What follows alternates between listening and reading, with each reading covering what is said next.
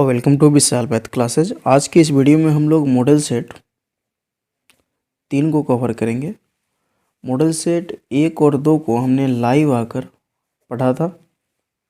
आप लोग का रेगुलर लाइव क्लास चल रहा है 8 PM से प्रतिदिन, जब तक आपका 2024 के बोर्ड एग्ज़ाम ना हो जाए तब तक प्रतिदिन 8 PM से लाइव क्लास चल रहा है, तो लाइव क्लास ज़रूर ज्वाइन करें। चलिए इस वीडियो में हम लोग मॉडल सेट 3 को देख रहे हैं। प्रश्न संख्या 1 का कहना है कि कौन सी संख्या निम्न में अपरिमेय है, तो ऑप्शन सी आपका अपरिमेय हो जाए। बाकी बात सभी संख्या जो है परिमेय है। ये PYQ के रूप में, ये भी PYQ के रूप में है। ऑप्शन ए जो है ना, ये रैकरिंग वाला संख्या है, इसको भी जब आप तोड़िएगा तो ये भी PYQ के रूप में आ जाएगा। इस प्रकार आपका ऑप्शन सी एक अपरिमेय संख्या है। 2 नंबर सवाल भी इसी प्रकार का है, निम्न में कौन सी संख्या अपरिमेय है। तो ज़रूरी नहीं कि जो रूट के अंदर संख्या वो अपरिमेय ही होगा, कभी कभी ऐसा भी होता है कि रूट के अंदर जो संख्या है वो टूट सकता है। जैसे 36 6 का वर्गमूल, 64 ये 8 का हो गया। तो ये एक देखने में भले लग रहा है अपरिमेय, लेकिन वास्तविकता में ये परिमेय है। और बी जो ऑप्शन है ना, ये पूर्णतः ये किसी का पूर्ण वर्ग है नहीं, √3, इसीलिए आपका हो जाएगा ऑप्शन बी नंबर। 3 नंबर सवाल कह रहा है कि पाई 1 है, तो पाई 1 आपका क्या है, अपरिमेय संख्या है, ऑप्शन सी हो जाएगा। 4 नंबर सवाल कह रहा है 2 या 2 से अधिक अभाज्य संख्याओं का मौसा क्या होता है, तो 2 या 2 से अधिक अभाज्य संख्याओं का जो मौसा होता है वो 1 होता है। इस हिसाब से ऑप्शन आपका ए हो जाएगा। 5 नंबर सवाल क्या कह रहा है कि बहुपद इतना के मूलों का गुणनफल क्या होगा।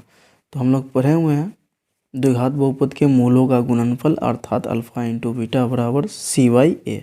इसमें देखिएगा तो ए के जगह पे 4 है, बी के जगह पे -4 है, सी के जगह पे 1 है, तो ये हो जाएगा आपका 1/4। इसी हिसाब से ऑप्शन सी नंबर हो जाएगा। आगे 6 नंबर सवाल क्या कह रहा है कि यदि बहुपद Px = x² - 3x + 5 के मूल अल्फ़ा बीटा हो तो 1/α + 1/बीटा का मान क्या होगा। देखिए इस टाइप का सवाल जो होता है ना, आपको निकालना है 1/α + 1/बीटा। करना कुछ नहीं है, इसका हम लोग बराबर का जोड़ करते हैं, तो अल्फ़ा और बीटा का लसा हो जाएगा अल्फ़ा इंटू बीटा। अल्फ़ा से इसमें भाग दीजिएगा, अल्फ़ा कट जाएगा, बचेगा बीटा, बीटा में 1 से गुना कीजिएगा तो ये हो जाएगा बीटा, प्लस बीटा से इसमें भाग दीजिएगा, बीटा कट जाएगा, बचेगा अल्फ़ा, 1 से गुना कीजिएगा तो ये हो जाएगा अल्फ़ा। अब बीटा प्लस अल्फ़ा बोले या अल्फ़ा प्लस बीटा बोले, तो हम लोग पढ़े हुए अल्फ़ा प्लस बीटा बराबर -B/A और अल्फ़ा इंटू बीटा बराबर C/A। ए से 1 कट जाएगा, आपका आ गया -B/A। अब ऑप्शन में देखिए, पहले इसका वैल्यू रख दीजिए, तो इसमें ए के जगह पे 1 है, बी के जगह पे -3 है और सी के जगह पे 5 है। ये आपका B/AC होगा, ए कटा है, ये सी होगा, तो माइनस का माइनस, बी के जगह पे -3 है तो इंटू हो जाएगा -3 बट्टा, सी के जगह पे आपका 5 है तो बट्टा हो गया 5। इसको जब तोड़िएगा तो 3/5 इसका आंसर हो जाएगा। इस हिसाब से ऑप्शन ए नंबर हो जाएगा। अब आगे 7 नंबर सवाल क्या कर रहा है, द्विघात बहुपद में शून्यकों की संख्या कितनी होती है, तो द्विघात बहुपद में शून्यकों की संख्या 2 होती है, ऑप्शन सी हो जाएगा। 8 नंबर का कहना है कि एक त्रिघात बहुपद QX = x² - x + 4 के शून्यक अल्फ़ा बीटा हो तो अल्फ़ा प्लस बीटा का वैल्यू क्या होगा। तो अल्फ़ा प्लस बीटा बराबर जानते हैं B/A। इसमें समीकरण में देखिए, बहुपद में देखिएगा तो बी के जगह पे माइनस यहाँ ना कुछ है तो 1 है, और ए के जगह पे भी 1 है, सी के जगह पे 4 है, तो यहाँ हो जाएगा माइनस इंटू -1/1। इसको आगे सॉल्व कीजिएगा तो ये आपका 1 हो जाएगा। इस हिसाब से 8 का आपका सी ऑप्शन हो जाएगा। अब आगे 9 नंबर सवाल में देखते हैं, कह रहा है एक रैखिक समीकरण के घात होंगे, एक रैखीय समीकरण का जो घात होगा वो आपका 1 होता है। ये आपका 9 का सी हो जाएगा। एक रैखीय समीकरण कहने का अर्थ ये हुआ कि AX + BY + C = 0, ये एक रैखीय समीकरण हो गया। ठीक है, एक रैखीय कह रहा है, रैखिक अर्थात एक रैखीय जिसका घात 1 हो। चलिए अब आगे देखते हैं 10 नंबर। 10 का क्या कहना है कि एक संख्या दूसरे से दोगुना है, दोनों संख्या का योगफल 27 है, तो संख्या बताएं। 2 कथन है, 2 संख्या, तो मान लेंगे पहली संख्या x और दूसरी संख्या y। इस टाइप से ऑब्जेक्टिव सोल्व कर रहे हैं तो शॉर्टकट थोड़ा करेंगे। अब आगे क्या कर रहा है कि एक संख्या जो है ना दूसरे का दोगुना है, मतलब ये पहली संख्या दूसरे का दोगुना है। तो अगर ये दोगुना है तो दोनों को इक्वल करने के लिए पहली संख्या दूसरे का दोगुना है, ऑलरेडी ये दोगुना है तो इसमें भी 2 से गुना कर दिए, अब दोनों इक्वल हो गया। और फिर कह रहा है कि दोनों का जो योगफल है ना 27 है, अर्थात x plus Y equal to 27। ये समीकरण 2 हो गया। अब समीकरण नेक्स्ट x का वैल्यू यहाँ पे डाल देंगे तो 2y जोड़ y इक्वल टू 27। ये 3y इक्वल टू 27, 3 से 27 कटा 9 बार तो y का वैल्यू 9 आ गया। अब यही y का वैल्यू समीकरण 1 में डाल देंगे तो x इक्वल टू 18 हो गया। तो आपसे क्या पूछ रहा है, संख्याएं हैं 9,18, ऑप्शन ए हो जाएगा। आगे 11 नंबर सवाल क्या कहा जा रहा है कि एक संख्या 11 नंबर कि 4x plus P Y plus 8 equal to 0, 2x plus 2y plus 2 equal to 0 में p के किस मान के लिए अद्वितीय हल है। अद्वितीय हल होने का सीधा सा अर्थ है a1/a2 नॉट इक्वल टू हो b1/b2। अभी समीकरण में a1 का वैल्यू देखिए 4 तो a1 के जगह पे हो गया 4, a2 का वैल्यू 2 तो ये हो गया बट्टा 2, but not equal to b1 का वैल्यू p और b2 का वैल्यू 2 तो p बट्टा 2। क्रॉस मल्टीप्लिकेशन कीजिएगा या 2 से 2 कट गया तो p नॉट इक्वल टू 4 आ गया। देख लीजिए ऑप्शन क्या कहा जा रहा है, 4 के अतिरिक्त p के अतिरिक्त मान के लिए p बराबर 4 के लिए, मतलब p का जो मान होगा ना 4 के अतिरिक्त किसी भी मान पे इस समीकरण का जो हल होगा वो अद्वितीय होगा, मतलब p बराबर 4 को छोड़कर। तो वही ऑप्शन ए हो जाएगा, 4 के अतिरिक्त p के अतिरिक्त मानों के लिए। अब 12 नंबर सवाल क्या कह रहा है कि यदि युग्म a1x प्लस b1y प्लस बराबर c1 और a2x plus b2y equal to c2 के लिए a1/a2 not equal to b1/b2 तो इनमें से कौन सा सही है। युग्म विरोधी होगा तो नहीं, विरोधी कब होता है जब कोई हल ना हो। इस समीकरण इस युग्म का अद्वितीय हल होगा, और जब अद्वितीय हल होगा तो उनके युग्म जो होंगे वो अविरोधी होंगे, ऑप्शन बी हो जाएगा 12 का। चलिए आगे हम लोग 13 नंबर क्वेश्चन को देखते हैं। 13 क्या कह रहा है कि यदि x plus 2y minus 5 equal to 0 और ax plus a minus B Y बराबर 10 के अनंत हल होंगे तब। तो जब अनंत हल होने का शर्त है a1/a2 बराबर हो b1/b2 बराबर हो c1/c2। अब यहाँ देखा जाए a1 के जगह पे 1 या x का गुणांक ना कुछ है तो 1 है, तो 1 बटा a2 का वैल्यू a, तो 1 बटा a, यहाँ b1 का वैल्यू देखा जाए 2 और b2 का वैल्यू a माइनस बी, तो a माइनस बी बराबर c1 का वैल्यू -5 और c2 का वैल्यू ये बराबर की उधर है तो माइनस हो जाएगा 10, माइनस से माइनस कटा 5 इकाई 5, 5 दूना 10। अब यहाँ 3 पार्ट है, ये प्रथम द्वितीय तृतीय, तो हम एक बार पहला और तीसरा को लेंगे तो फर्स्ट एंड थर्ड से 1/a इक्वल टू 1/2, इसीलिए a बराबर आपका आ गया 2।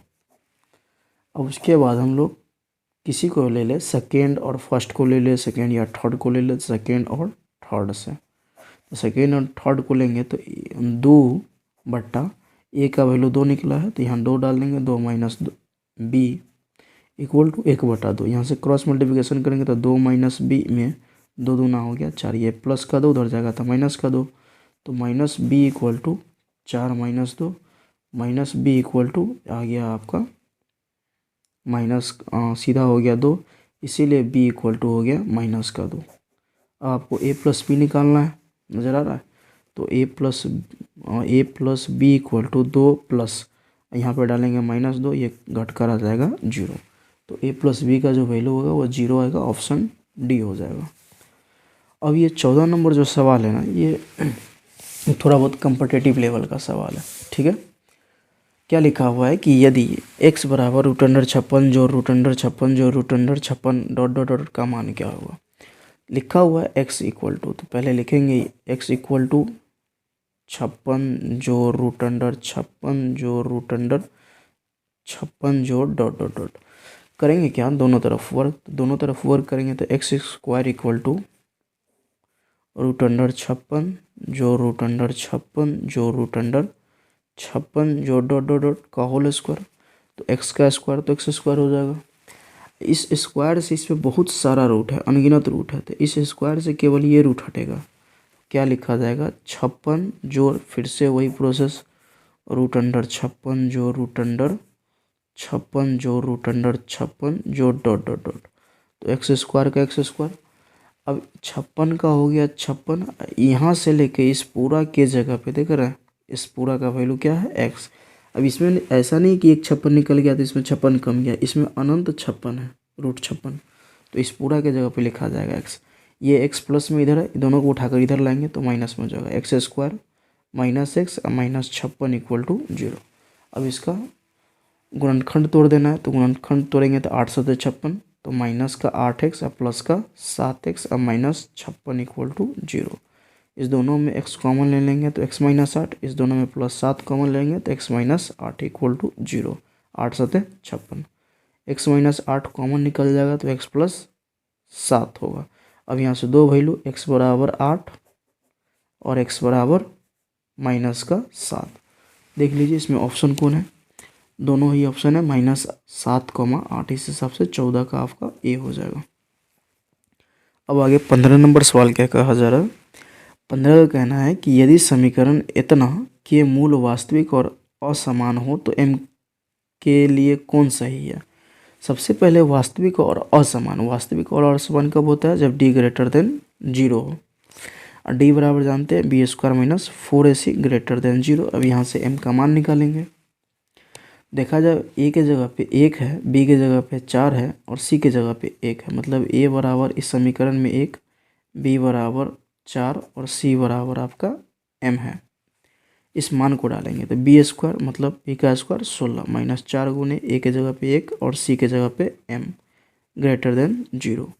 ये जो प्लस 16 उधर जाएगा तो माइनस 16, तो बचेगा 4 गुने m minus 4m greater than minus का 16, माइनस से माइनस कटा, 4 से 16 कटेगा 4 बार, तो m ग्रेटर देन 4 आ गया।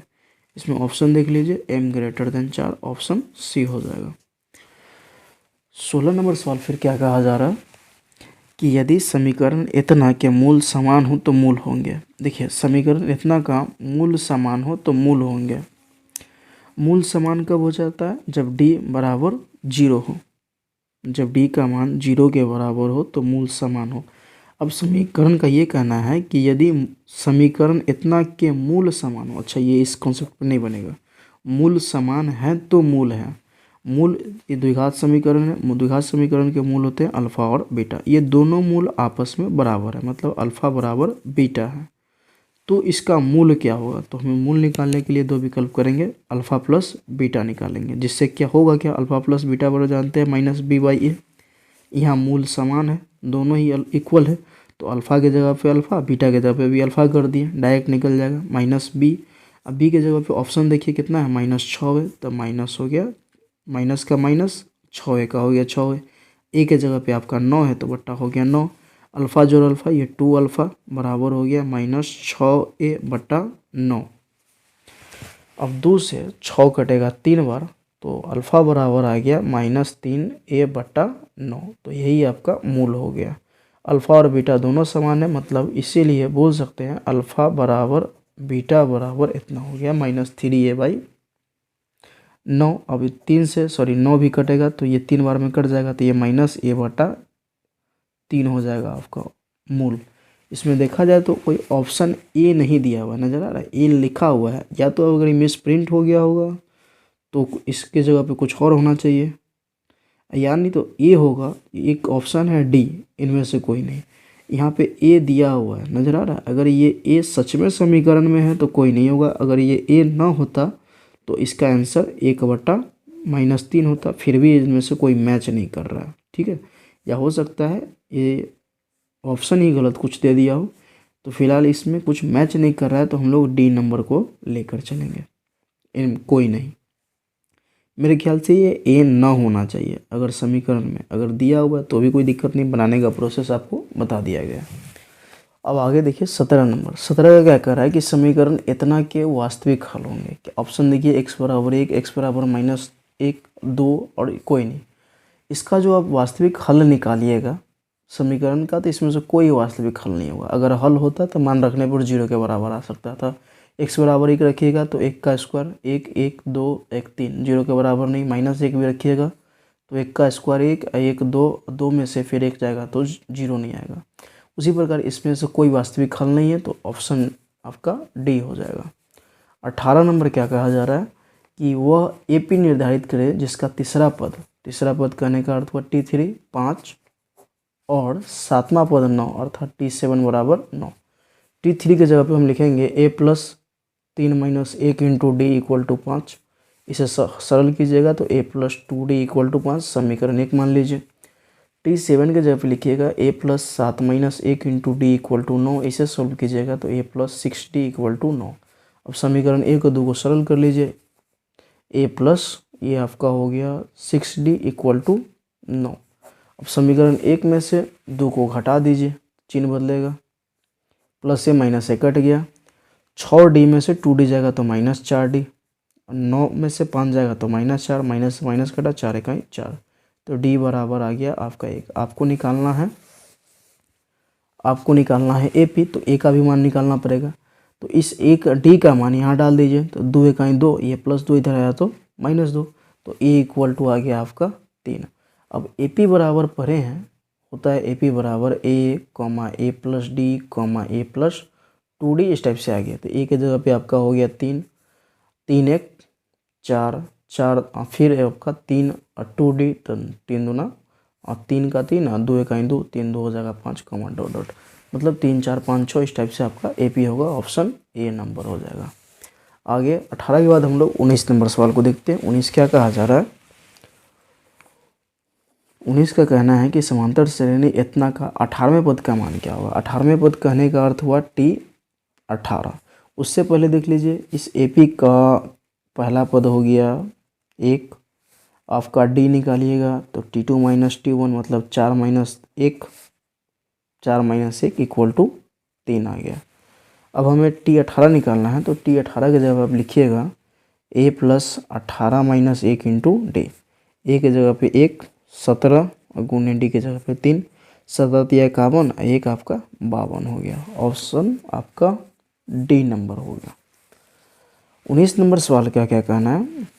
19 कह रहा है प्रथम 1000 धन संख्याओं का योग, अर्थात 1 जोड़ 2 जोड़ 3 जोड़ डॉट डॉट डॉट जोड़ 1000 तक, मतलब इसका योगफल क्या होगा वो बताइए। तो इसको दो विकल्प से आप निकाल सकते हैं, प्रथम n प्राकृत संख्या का योगफल से, यानी तो Sn के सहयोग से भी आप निकाल सकते हैं।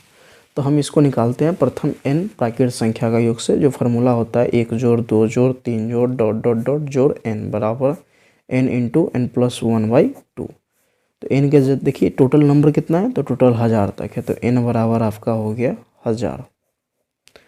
तो 1000 गुना 1000 में 1 जोड़ेंगे तो कितना हो जाएगा, 1000 1 बट्टा 2, 2 से 1000 को काट दीजिए 500 बार, तो आपको गुना करना है 500 गुने 1001।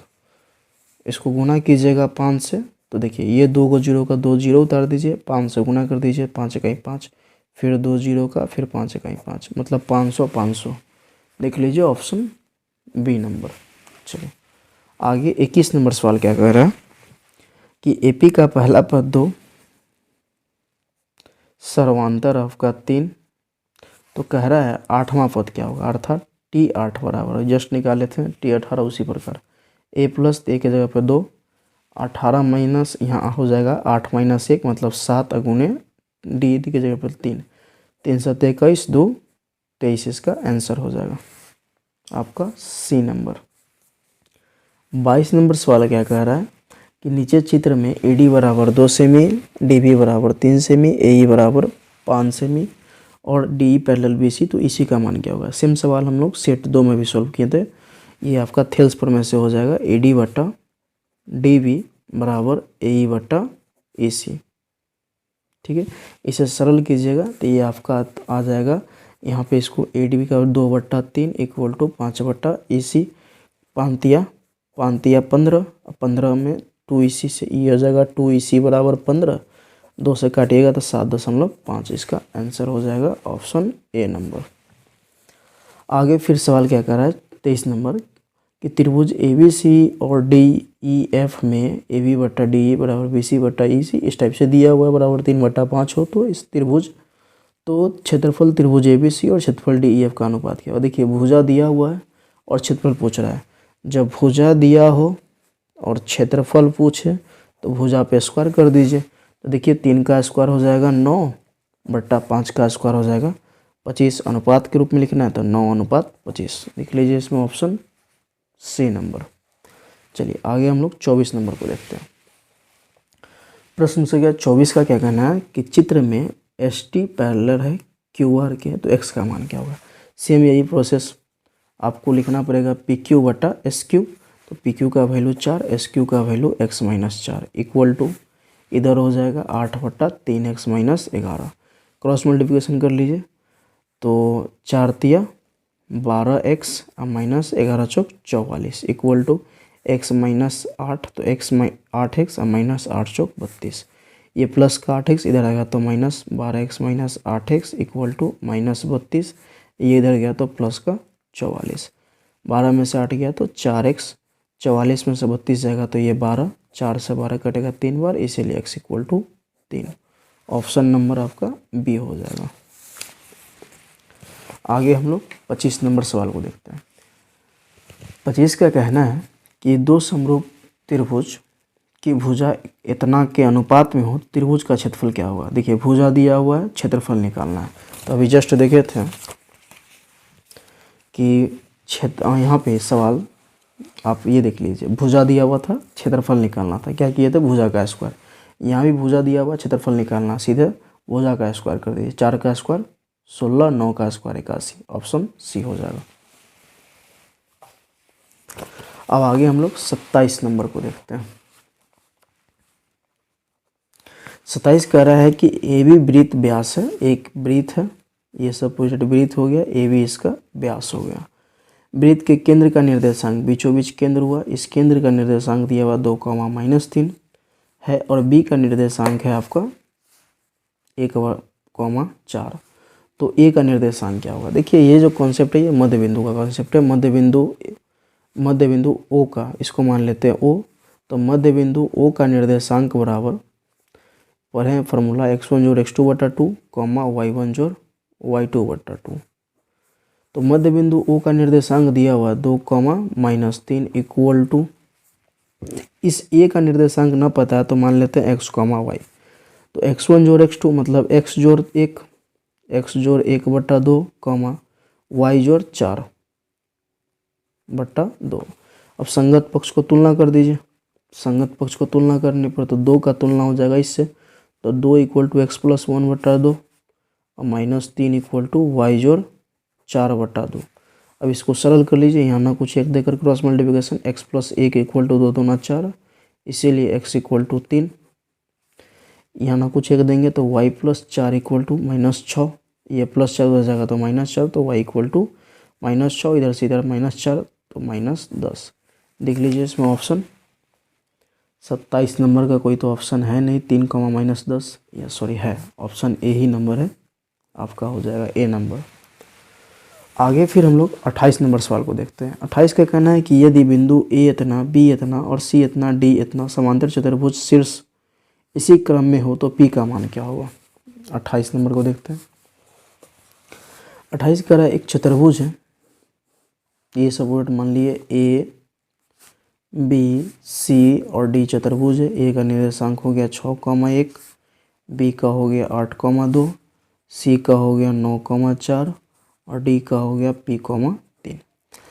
समांतर चतुर्भुज के शीर्ष इसी क्रम में, तो P का मान बताना, इस P का मान। तो देखिए इस समांतर चतुर्भुज के विकर्ण एक दूसरे को बिंदु O पर प्रतिच्छेद करेंगे, इस बिंदु पे O पे।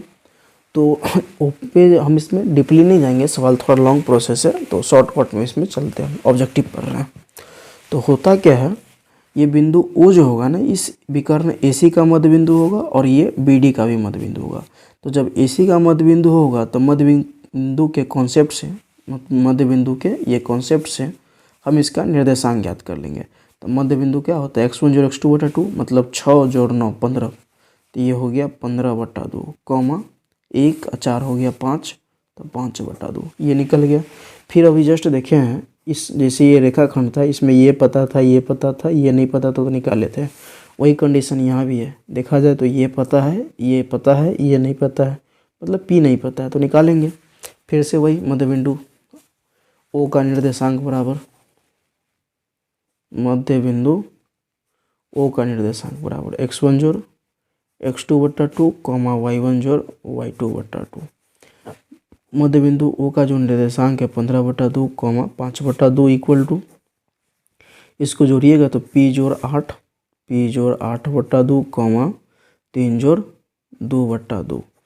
देखिए ये भी 5/2, ये भी 5/2, तो इससे कोई लेना देना नहीं है। x वाले को तुलना करेंगे तो 15/2 इक्वल टू P जोड़ 3/2, 2 से 2 कट गया, ये प्लस का 3 इधर आएगा तो माइनस का 3, तो P बराबर आपका 12 हो गया। इसमें ऑप्शन देख लीजिए P बराबर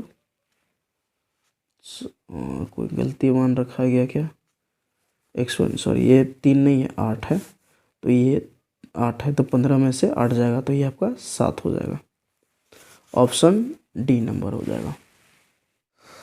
अब आगे हम लोग 29 नंबर को देखते हैं। 29 का क्या कहना है कि रेखाखंड ए बी का मध्य बिंदु इतना है, यदि बी का निर्देशांक कितना है तो ए का निर्देशांक कितना है। सेम यही प्रोसेस है। ये आपका ए बी एक रेखाखंड हो गया, ये मान लेते ए बी एक रेखाखंड हो गया। इस रेखाखंड ए बी का मध्य बिंदु P है, तो P का निर्देशांक है आपका 2,4, B का नियामक है 6,8, तो पूछ रहा A का क्या होगा। सेम यही कॉन्सेप्ट, मध्य बिंदु P का निर्देशांक हो जाएगा 2,4 इक्वल टू, यहाँ ना कुछ तो मान लेते x, y, तो x जोड़ 6/2 y जोड़ 8/2। अब इसे सरल करेंगे तो क्रॉस यहाँ संगत पक्ष को तुलना करेंगे तो 2 इक्वल टू x जोड़ 6/2 4 इक्वल टू y जोड़ 8/2। यहाँ ना कुछ एक देकर क्रॉस मल्टीप्लिकेशन करेंगे तो x प्लस 6 इक्वल टू 2 दूना 4, ये प्लस हो इधर गया तो -4, x इक्वल टू -2। फिर यहाँ ना कुछ एक देंगे तो y प्लस 8 इक्वल टू 4 दूना 8, ये प्लस 8 उतर गया तो -8, तो y इक्वल टू 0। तो x का 2 वैल्यू आया -2 और 0। इसमें ऑप्शन देख लीजिए, पहले x का वैल्यू -2, y का वैल्यू 0। ऑप्शन आपका बी नंबर हो गया। अब आगे हम लोग 30 नंबर सवाल को देखेंगे। 30 नंबर का कहना है कि बिंदु -6,11 में भुज का मान क्या होगा। देखिए -6,11 ये कहलाएगा भुज, y x निर्देशांक भुज और y निर्देशांक कोटि, तो भुज का वैल्यू हो गया -6, ऑप्शन ए। 31 नंबर का क्या कहना है कि सबसे छोटी पूर्ण संख्या का वर्ग जो इतना इतना से भाज्य है वह क्या होगा। सबसे छोटी पूर्ण वर्ग संख्या जो इतना इतना से भाज्य होगा, तो सबसे छोटी का जिक्र करें तो सीधा इसका लसा निकाल दीजिए। 16, 20 और 24 का हमें लसा चाहिए, तो 16, 20, 24 का लसा निकाल देंगे। 2 से लगाएंगे तो 8, 10, 12, फिर 2 से लगाएंगे तो 4, 5, 6, फिर 2 से लगाएंगे तो 2, 5, 3, गुना कर लीजिए। 2 दूना 4, 4 दूना 8, 8 दूना 16, 16 पंचे 80, 80 3 हो जाएगा 240। इसका ऑप्शन आपका ए हो जाएगा 240। फिर आगे 32 नंबर कह रहा है सेक 45 का वैल्यू क्या होता है, तो सेक 45 का वैल्यू √2 होता है। 33 नंबर सवाल कह रहा है कि sine theta minus cos theta का whole square plus sine theta plus cos square है, मतलब a minus b sine theta minus cos theta का whole square plus sine theta plus cos theta का whole square. a minus b का whole square a square plus b square minus 2a into b, फिर plus sine theta plus cos theta का whole square a square plus b square plus 2 sine theta into cos theta. ये minus plus cut गया, sign sign हो गया 2 sine square theta plus 2 cos square theta. 2 common निकाल जाएगा। थोड़ा hand writing चल रहा है नॉर्मल, क्योंकि हमें फास्ट करना है, टोटल सवाल भी करना है और ऑब्जेक्टिव है, तो शॉर्टकट ही करना पड़ेगा। Sine square theta plus cos square theta, sine square theta plus cos square theta आपका हो गया 1 और 2 गुने 1 हो गया आपका 2। इसका आंसर हो जाएगा 2 नंबर, 2 हो गया आपका डी नंबर। चलिए अब आइए 34 नंबर सवाल क्या कहा जा रहा है कि साइन थीटा बराबर √3/2 है तो टेन थीटा का मान क्या होगा। साइन कितना डिग्री का वैल्यू √3/2 होता है, तो साइन थीटा बराबर 60 डिग्री का, मतलब साइन 60 डिग्री बोलते हैं तो थीटा का वैल्यू आ गया 60 डिग्री। अब हमसे टेन थीटा पूछ रहा है तो मतलब टेन 60 डिग्री है। टेन 60 डिग्री का वैल्यू क्या होता है √3। ऑप्शन देख लीजिए सी नंबर। 35 टाइप का जब भी सवाल है कुछ सोचना ही नहीं, देखिएगा दो कोनों का योग 90 हो रहा है, बस इसका वैल्यू 1 हो जाएगा। तो 35 का आपका ए हो जाएगा। ये सेट 2 में भी बताए थे, सेट 1 में भी बताए थे इस टाइप के प्रश्न को। अब आगे 36 नंबर प्रश्न क्या कह रहा है कि 100√3 मीटर ऊंचे टावर, ये टावर हो गया आपका ए बी जिसकी ऊंचाई है 100√3।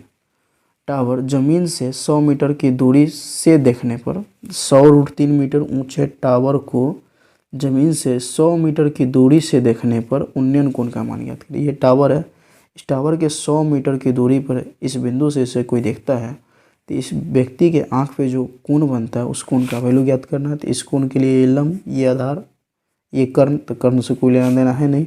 तो tan थीटा इक्वल टू लंब का वैल्यू 100√3, आधार का वैल्यू 100, 100 से 100 कट गया, आ गया √3 कितना डिग्री का वैल्यू, तो tan 60 डिग्री का वैल्यू। इस हिसाब से थीटा का वैल्यू हो गया 60 डिग्री। ऑप्शन हो जाएगा आपका ए नंबर। 36 के बाद 37 नंबर सवाल क्या कहा जा रहा है। 37 नंबर का कहना है कि 28 सेमी त्रिज्या वाले वृत्ताकार तार मोड़कर, ये देखिए एक वृत्ताकार तार हुआ जिसकी त्रिज्या हो गया 28 सेमी। अब इस तार को मोड़कर एक वर्ग बनाया गया, इससे एक वर्ग बना दिया गया इस टाइप से। तो वर्ग की भुजा की लंबाई क्या है, देखिए इसको यहाँ से हम खोले, इसको खोल दिए, इसको इधर कर दिए, इसको इधर कर दिया, ऐसे फिर अर्थात इस तार से इसको इसका वर्ग बनाया गया, मतलब इसके परिधि जो होगा ना, परिधि की लंबाई, उसी को खोलकर वर्ग बना दिया गया। तो वृत्त की परिधि क्या होता है 2πr बराबर 2πr निकालेंगे और फिर इस 2πr अर्थात वृत्त की परिधि को ही मोड़, पहले इस टाइप से खोला गया होगा और जो तार बना गया उस तार से ये वर्ग बनाया गया। मतलब ये हुआ कि वृत्त की जो परिधि है वर्ग के परिमाप के बराबर है। वर्ग का परिमाप होता है 4 गुने भुजा। तो 2 का 2, पाई का वैल्यू 22/7 और आर का वैल्यू हो गया आपका 28 equal to 4 into A.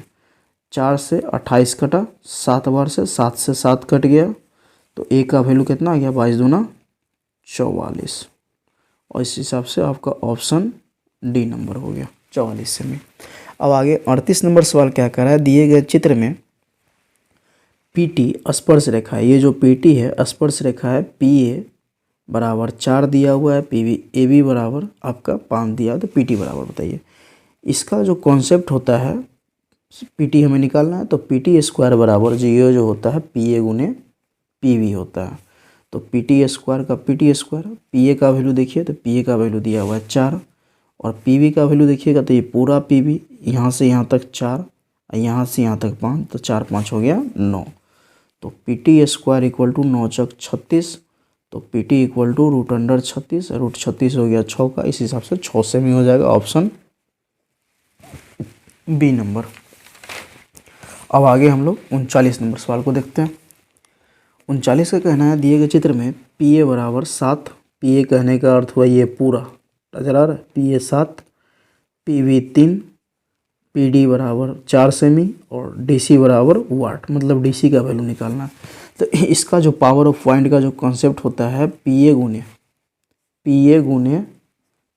P V बराबर होगा पी डी गुने पी सी, पी टी गुने पी सी। पी ए का वैल्यू देखिए तो पी ए का वैल्यू इस पूरा का वैल्यू देखिए, पी ए का वैल्यू 7, पी वी का वैल्यू देखिए 3 बराबर पी डी का वैल्यू 4। अब पी सी के जगह पे देखिए, पी सी के जगह पे हम लिख सकते हैं पी डी अगुने d c plus d c. P c के जगह पे हम लिख सकते हैं पी डी अजोड़ डी सी। अब इसे सरल कर लीजिए, 7 3 हो गया 21, ये 4 गुना में इधर आया तो भाग में बराबर पी डी का वैल्यू दिया हुआ है 4 तो हो गया 4 और जोड़ DC, ये +4 इधर आएगा तो माइनस, तो 21/4 और -4 इक्वल टू DC। यहाँ ना कुछ एक देकर सोल्व कर देंगे, 1 4 का लसा हो गया 4, 21 का 21 और 4 चौका 16 इक्वल टू DC। 21 में से 16 गया तो 5/4 इक्वल टू DC। 5/4 को तोड़िएगा तो ये आ जाएगा 1.25। इस हिसाब से ऑप्शन आपका बी हो जाएगा। चलिए अब आगे हम लोग 39 के बाद 40 नंबर को देखते हैं। देखिए 40 नंबर सवाल क्या कहा जा रहा है कि एक गोले का व्यास 14 सेमी है तो उसके वक्र पृष्ठ का क्षेत्रफल ज्ञात करें। तो गोले का त्रिज्या हो जाएगा 7 सेमी और गोले का वक्र पृष्ठ होता है 4πr²। तो 4 का 4, पाई का वैल्यू 22/7 और r का वैल्यू हो गया 7 × 7। 7 से 7 कट गया, 22 × 8 88 और गुना 7। 7 से गुना कीजिएगा, 7 × 8 56, 7 × 8 56 और 5 हो जाएगा 61, 616 हो जाएगा ऑप्शन बी नंबर। अब आगे 41 नंबर सवाल देखिए, इस टाइप का फिगर बना हुआ है। देखिए ABCD करा दिए गए चित्र का परिमाप क्या होगा, जहां AED एक अर्धवृत्त है, ABCD एक आयत है। परिमाप कहने का अर्थ जो भी भुजा है उस सभी भुजा को आपस में आप जोड़ दीजिए, परिमाप निकल जाएगा। देखिए इसका वैल्यू 20 दिया हुआ है, इसका वैल्यू 20, इसका वैल्यू 14, तो 20 और 20 40 और 14 हो जाएगा 54।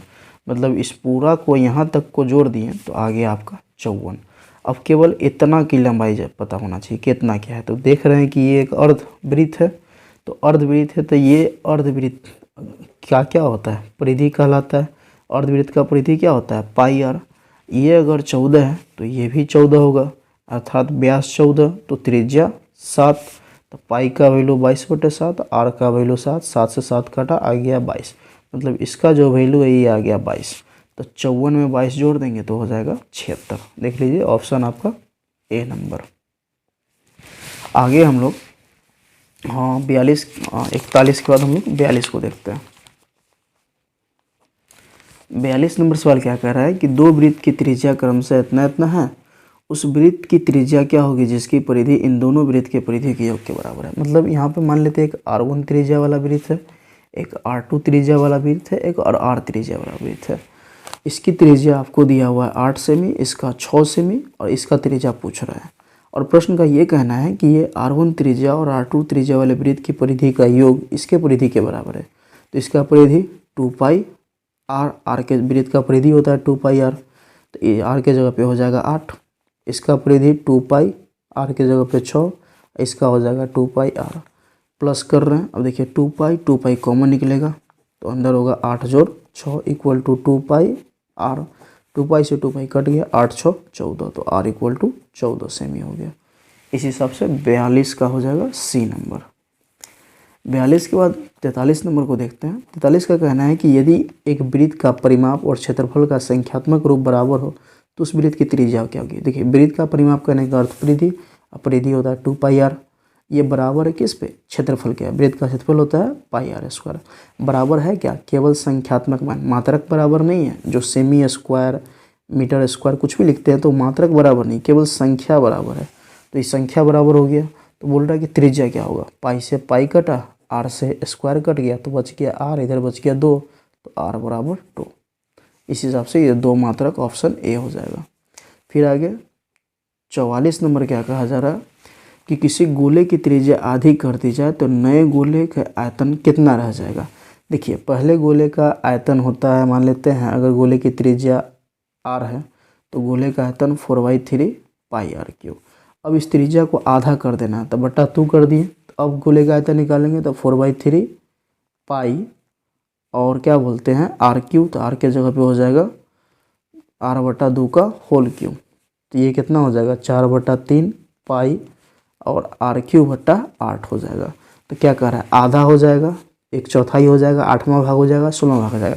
देख रहे हैं सब कुछ इक्वल है, ये बट्टा में 8 आ चुका हुआ है, मतलब 8वां भाग हो जाएगा। नजर आ रहा है, सी, ऑप्शन सी हो जाएगा।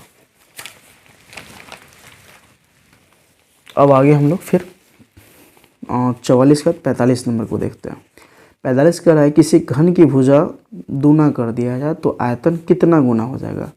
जैसे घन का भुजा जानते हैं, भुजा क्यों होता है, अब भुजा को कितना करता है 2 गुना, तो 2 का क्यों कितना हो जाएगा 8, तो 8 गुना हो जाएगा, ऑप्शन ए हो जाएगा। 46 नंबर को देखते हैं, कह रहा संचयी बारंबारता वक्र कहलाता है, तो संचयी बारंबारता वक्र त्वरण कहलाता है, तो 46 का 1 हो जाएगा। 47 कहा जा रहा है कि इतना इतना का माध्यिका क्या होगा, तो पहले इसको आरोही क्रम में सजा लीजिए, तो 1, 2, 3, 4, 5, 6, 7, 3, 4, 5, 6, 7, तो इसका पूछ रहा है माध्यिका, तो टोटल पद 7 है, 3 इधर से काटिए, 3 इधर से काटिए, माध्यिका हो गया 4। बीचों बीच वाला जब n बराबर विषम हो तो माध्यिका जो बीच वाला नंबर होगा वही माध्यिका होगा, तो 4 इसका माध्यिका हो गया। 48 का क्या कहना है कि अधिक बारंबारता वाले वक्र को क्या कहते हैं, तो अधिक जिसका बारंबारता होता है उसे बहुलक कहते हैं। 49 नंबर सवाल का क्या कहना है कि 2 खिलाड़ी संगीता और रेशमा टेनिस का एक मैच खेलती है, संगीता द्वारा मैच जीतने की प्रायिकता इतना है, तो रेशमा के द्वारा जीतने की मैच की प्रायिकता क्या होगा। इस टाइप का जब भी सवाल हो कि 2 खिलाड़ी हो, 2 जन्मदिन हो, 2 सिक्के का हो, एक घटना का घटित दिया हो दूसरे का पूछ रहा हो, तो सिंपल एक में से घटा दीजिए, क्योंकि पढ़े हैं PE plus PE dash equal to क्या होता है 1 होता है। ये घटना घटने की प्रायिकता दिया हुआ, तो इस घटना का पूछ रहा है, तो 1 में से 0.62 घटाएंगे तो 0.38, इसका आंसर हो जाएगा ऑप्शन बी नंबर। आगे 50 नंबर क्या कह रहा है, असंभव घटना की प्रायिकता क्या होता है, तो 0 होता है।